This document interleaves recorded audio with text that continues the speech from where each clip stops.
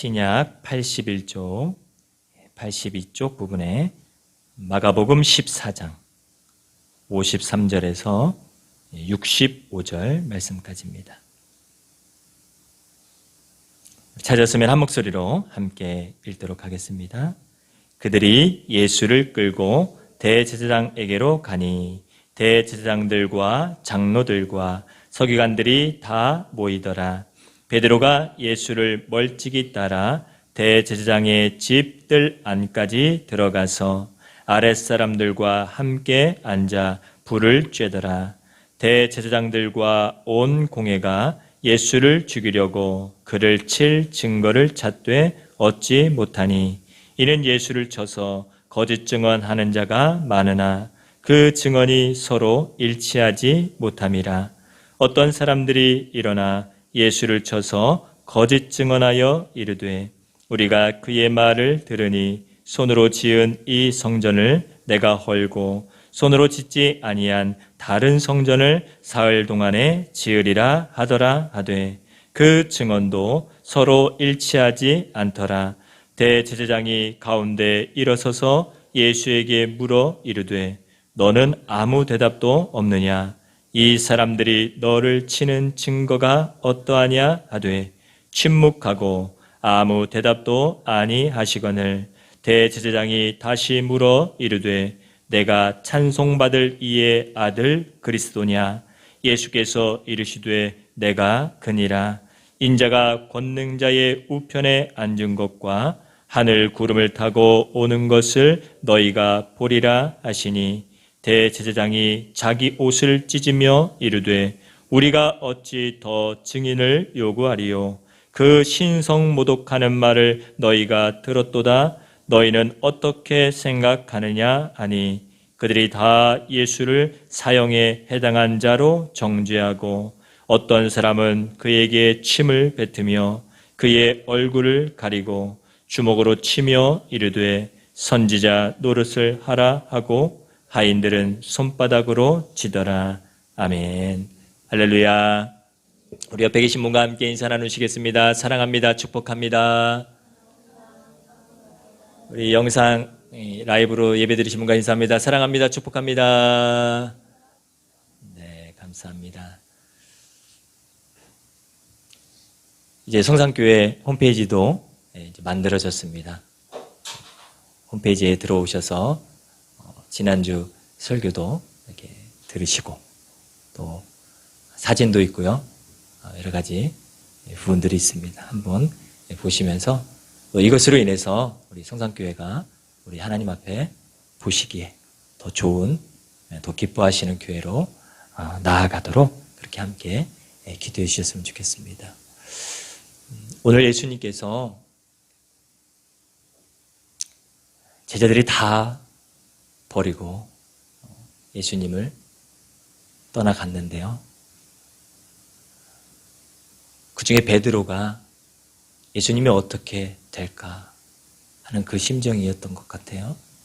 몰래 숨어서 예수님이 잡혀가시는 거기까지 따라갑니다. 대제사장과 서기관들이 거기에 있던 아무렇게도 돈으로 주고 그 사람들을 매수한 것 같아요. 거기 있던 사람들이 이제 예수님을 재판하려고. 합법적인 재판이 분명 아닙니다. 그럼에도 그들이 예수님을 지금 칠 증거를 서로 찾으면서 서로 증언하고 있는 거예요. 저 예수가 이렇게 얘기했어요. 오늘 본문에도 저 예수가 이 성전을 허물어뜨리고 3일 만에 다시 짓겠다고 그렇게 얘기했습니다. 하면서 그런 증언을 서로 할 때에 여기서 저 얘기, 저기서 저 얘기 하니까 서로 뭐 했다 그래요? 일치하지 않았다. 그러니 증거거리가 안 되는 겁니다. 그거를 누군가 얘기했으면 똑같이 누군가 얘기하면서 그게 모든 사람에게 합당하게 증거의 자료로 쓰여져야 되는데 그렇게 되지 않는 거예요. 그러니 거기에 있던 대제사장이 묻는 겁니다. 예수님께. 저렇게 저들이 너에 대해서 얘기하는데 너는 왜 가만히 있느냐라고 말하는 거예요. 그때도 예수님은 아무 대답을 하지 않으셨어요. 근데 오히려 이제 대제사장이 답답했는지 자기가 묻는 겁니다. 뭐라고 묻습니까? 내가 찬송받을 그분의 아들 그리스도냐? 한마디로 네가 하나님의 아들이냐고? 아들 그리스도냐고? 지금 묻는 거예요. 예수님께서 뭐라고 말씀하세요? 내 말이 옳도다. 예수님께서 권능자의 우편에 선 것과 하늘 구름을 타고 다시 오실 것을 너희가 볼 것이다 라고 예수님께서 말씀하십니다. 그 얘기를 듣자 이 대제사장이 어떻게 해요? 자기 옷을 탁 찢고 신성모독이다 하면서 자기의 의로움을 표출한 것 같아요. 어찌 이제는 그거가 딱 들어맞는 거예요. 자기가 어떻게 보면 예수님을 걸려 넘어뜨리게 할 질문을 예수님께 한 겁니다. 이거는 이 항목은 그들이 정해놓은 법에 이거 얘기하면 딱 신성모독이야. 정한 거예요. 그거를 질문하는 거예요. 예수님이 그렇게 걸려 넘어지자 그는 더 이상 이제는 증거가 필요 없다는. 왜요? 딱 들어맞으니까. 신성모독했어? 이제 거기 있는 사람들에게 물어보는 거예요. 너희들은 어떻게 생각하느냐? 분명히 신성모독인데 자기가 옷을 찢어버리면서 분명히 이건 신성모독인데 너희들이 어떻게 생각하느냐 했을 때 거기에 있던 사람들이 다 뭐라 그래요? 사형에 해당합니다. 사형에 해당합니다. 그들이 분명히 정죄, 예수님을 정죄했다라고 분명히 말씀하고 있어요. 그 재판에 대제사장의 그 말이 떨어지고 거기에 있던 무리들이 사형에 해당합니다 라고 얘기하자 어떤 무리가 예수님을 어떻게 합니까? 눈을 가리고 선지자 노릇해라 하면서 예수님을 때리는, 침을 뱉고 예수님을 때리고 손바닥으로, 하인들은 손바닥으로 치고. 우리 옛날에 이런 거 많이 해봤잖아요. 여기 뒤에다 놓고서 딱 손가락 딱 찌르고서 어떤 손가락 알아맞혀 보라는 거 많이 해보셨죠, 그죠? 예수님의 눈을 가리고서는 누군가 한 사람 탁 때리는 거예요. 그리고서는 누가 때렸게 알아맞혀봐. 한마디로 선지자처럼 맞히라는 겁니다. 누가 때렸게. 예수님을 네가 하나님의 아들이라며 이것도 못 맞춰? 하면서 어떻게 보면 비아냥거리는 그런 모습일 거라는 거죠.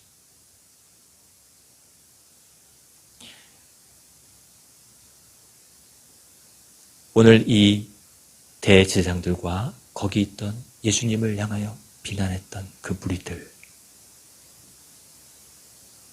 정말 누가 하나님이 그것을 보셨을 때 누가 정죄받아야 될 사람인가요? 죄 없으신 분을 지금 어떻게 하면은 죄를 집어넣어가지고 자기들이 지금 그게 예수님이 아니라 다른 사람이었다고 생각해 보세요. 누군가를 지금 어떻게 하는 거예요? 죄를 뒤집어 씌워가지고 그를 정죄하려고 하는 거 아니겠습니까? 하나님 보실 때 누가 과연 정죄받을 사람인가요? 당연히 대제사장과 거기 있던 예수님을 향하여 비난하고 있던 그 사람들일 겁니다. 이런 모습들은 오늘 우리의 일상생활 속에서도 많이 일어나고 있습니다. 나는 분명 잘못한 것 없는 것 같은데 누군가 나를 교묘하게 걸려 넘어뜨리려고 할 때가 많다는 거예요. 그것이 믿음의 사람이건 믿음의 사람이 아니건. 우리 어렸을 때 저는 그런 장난 많이 쳤습니다. 이렇게 학교 운동장에서 깊숙이 웅덩이를 파는 거예요. 뭔가 도구로. 그때는 뭐 삽이 없었죠. 운동장에서는 삽 가지고서 노나요? 그냥 최대한 깊게 파요. 그리고 그럼 거기 위에다가 뭘 덮어요? 아주 얇은 나뭇가지들이나 이런 걸 이렇게 축축축축 걸쳐 놓은 다음에 거기다가 이제 나뭇잎을 덮든 아니면 거기 비닐이가 있으면 비닐을 이렇게 덮어요. 더 짓궂은 아이들은 어떻게 할까요? 그 웅덩이에다가 그렇죠. 물을 한 바가지 갖다가 붓죠. 그리고서는 탁 덮어서 흙을 이렇게 쫙 덮어요. 그리고 누가? 어떤 친구가 지나가기를 이렇게 푸는 거지. 그럼 넘어지면 그걸 막 배꼽 잡고 웃는 거죠. 그런 짓 많이 했습니다. 이 모습은 원래 성경 속에서 이 실족시킨다라는 것, 어떻게 보면 이게 겉으로 보여지는, 제가 한 거는 장난이라고 할 수도 있겠지만 우리 삶 속에서의 누군가 한 사람을 실족시키는 모습. 성경에서 좀 비슷한 모습을 찾는다고 한다면 요셉을 형제들이 어떻게 했어요? 미워해가지고 진짜 웅덩이를 깊게 팠잖아요. 그죠? 아주 깊게 파서 그곳에 밀었던가요? 하여튼 실족시켰습니다. 요셉을 걸려 넘어지게 만든. 아담과 하와의 사건 속에서도 뱀이 누구를요? 하와를 유혹하잖아요. 실족시키잖아요.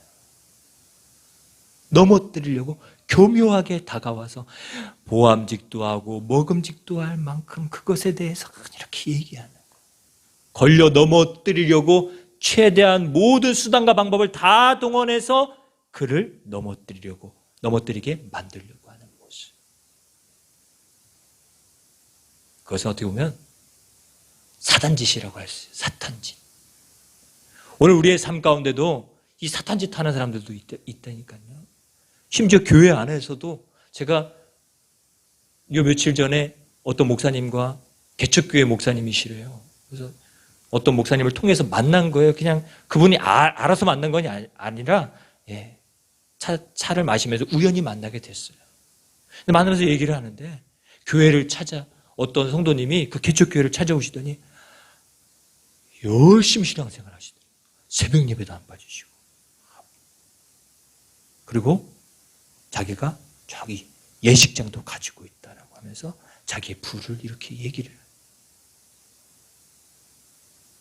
근데 이분이 한두 주 그렇게 예배를 잘 참석했으면 이해를 하겠죠.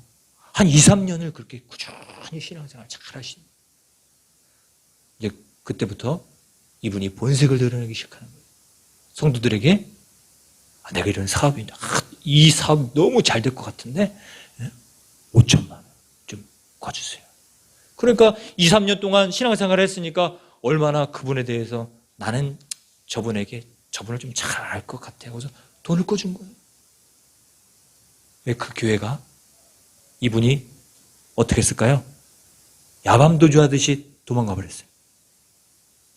교회가 발칵 뒤집혀진 거예요. 개척교회가 안 그래도 힘든데 그분으로 인해서 더 어려워지는 그런 것을 그분이 계속, 왜 목회자도 속이 좁아서 그런지 어려운 일 당하면 계속 그거 어디 가서 그거 얘기합니다. 그러니 그거를 막 얘기하고 계십니다. 얼마나 그 목회자에게 아픔이었겠습니까? 또 그것을 막상 당한 거기 계신 성도님들을 얼마나 하나님을 두려워하지 않는 모습 아니겠어요? 분명히 예수님께서 오늘 말씀하세요. 너희들이 볼 거야. 내가 권능자의 우편에 선 것과 하늘 구름을 타고 다시 오실 것을 주님께서 말씀하십니다. 너희들이 그것을 뭐 한다고요? 분명 볼 거야. 너희들이 보리라. 오늘 우리의 삶에 때로는 이해되지 않는 일들도 많고요. 내가 억울한 일 당하는 일들도 많고요. 저렇게 나쁜 사람들이 나를 걸려 넘어뜨리고 실족시키는 사단짓 하는 것 때문에 내가 마음 아파할 때도 너무나 많잖아요. 분명한 것은 오늘 주님이 뭐 한다고요? 보리라 말씀하십니다. 그들이 아무리 나를 걸려 넘어뜨리게 한다 할지라도 하나님의 눈은 누구에게 있어요? 요셉에게 있고요. 오늘 우리 믿음의 성도들에게 있는 줄 믿습니다. 아무리 어려운 일 당하셔도 다른 사람들이 나를 비참한 가운데 오늘 예수님께서 그 하인들이 그 낮은 신분의 사람들조차도 예수님을 때리면서 선지자 노릇하라고 하고 있어요. 그런 어떤 억울한 상황 가운데 처한다 할지라도 오늘 누가요? 하나님이 아십니다. 하나님이 나를 바라보고 계십니다. 이 믿음으로 우리 성산교회 성도님들이 승리하며 나아가실 수 있기를 간절히 축원합니다. 한 주간 사시면서 또 이전에 한 주간 보내시면서 혹시 이런 일 맞이하셨습니까? 오늘 주께서 저에게 기도를 통해서 하나님 어떤 말씀을 전해야 될까요? 몸부림쳤을 때 이 말씀을 증거하라고 하시는 이유는 분명히 누군가는 이 말씀 가운데 해당되는 분이 분명히 있으실 줄 압니다. 아무리 세상 사람들이 나를 향해서 비난하고 야, 너 그렇게 예수님 믿는다고 뭔가 달라질 것 같니? 하면서 나를 비아냥거린다 할지라도 오늘 하나님께서 나를 바라보시고 분명히 이 모든 것이 이 진실이 밝히 보여질 그때가 분명히 있으심을 믿음으로 바라보시면서 날마다 승리할 수 있는 우리 성산교회 성도님들 되시기를 간절히 축원합니다. 다 같이 기도하시겠습니다.